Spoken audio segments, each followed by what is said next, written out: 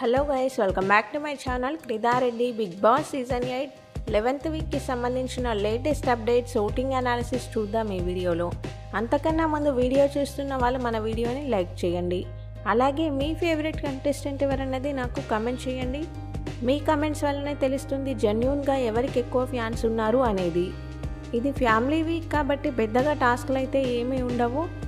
Only ఒక entertainment task అయితే ఉంటుంది.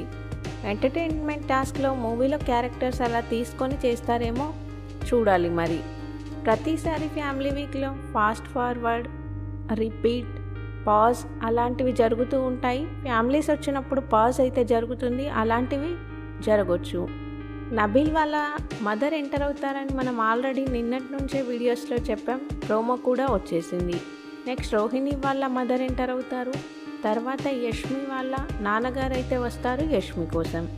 ఒకసారి ఓటింగ్ అనాలిసిస్ ఎలా ఉందో చూద్దాం. టాప్లో గౌతమ్ కృష్ణ ఉన్నాడు 30% ఓటింగ్తో. ఇది వేరే ఓటింగ్ పోల్. ఒక్కొక్క ఓటింగ్ పోల్లో ఒక్కొక్కలాగా అయితే ఉంటుంది. అన్ని అన్అఫీషియల్ పోల్స్లో గౌతమే టాప్లో అయితే ఉన్నాడు.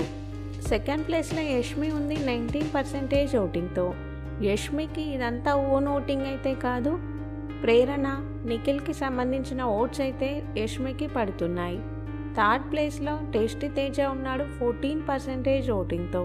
టేస్టీ తేజకు కూడా మంచి ఓటింగే వస్తుంది. ఇంకా ఫోర్త్ ప్లేస్లో అవినాష్ ఉన్నాడు 12% ఓటింగ్తో. అవినాష్కి కూడా మంచి ఓటింగ్ అనే చెప్పాలి. ఫిఫ్త్ ప్లేస్లో పృథ్వీ ఉన్నాడు 12% ఓటింగ్తో.